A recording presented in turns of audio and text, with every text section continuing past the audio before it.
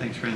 On immigration, among the plans or the strategy for border security, how much does deterrence work in using deterrence policies work into the strategy for the administration? Can you say more? I mean, a lot of administrations in the past have used deterrence as part of their border security strategy.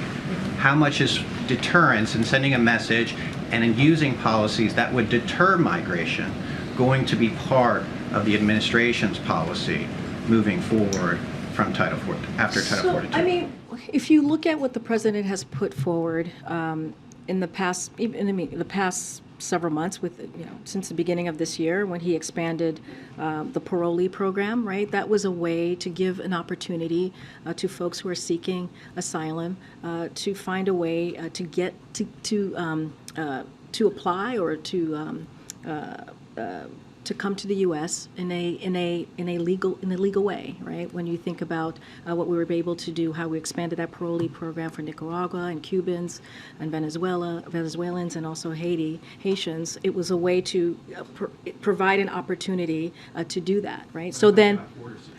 No, but that was a deterrence for coming to the border and a way for them to stay at home and find a way and use the app to come into the U.S. And so that is a way, an incentive, an option, a path, if you will, for them to use to figure out how can they do this in a legal pathway. So those are humane ways of doing this. Those are ways of making sure that we're dealing with border security. As far as the word deterrence and policies specifically to that, like hard policies specifically to that. Look, the president has been very clear on his approach. He wants to make sure that we do this in an orderly way, a humane way, and do it in a way that still expands legal pathways, but also deals with illegal migration.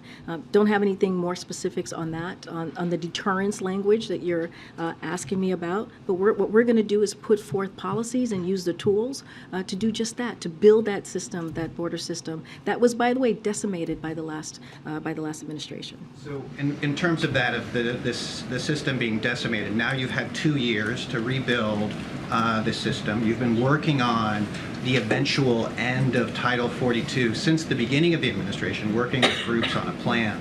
How confident should Americans be come May that the system will work, and that how confident should they be that the administration is prepared and the system won't be overwhelmed? So let me just give you a few data points on what we've been able to do, right? Which is migration from Honduras. If you look at migration from Honduras, El Salvador, and Guatemala, where our root causes work is focused on, is down by 71% since 2021. That is the work that this administration has done.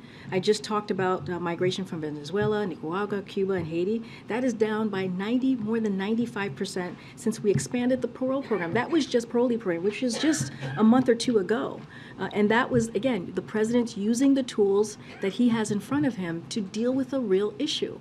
Again, Republicans are not doing anything. They're doing political stunts, and the president is actually taking action. Now, he put forth a piece of legislation on his first day in this administration, a comprehensive immigration policy legislation. We would love to move that forward. But until then, we have to use the tools that we have in front of us to get this done.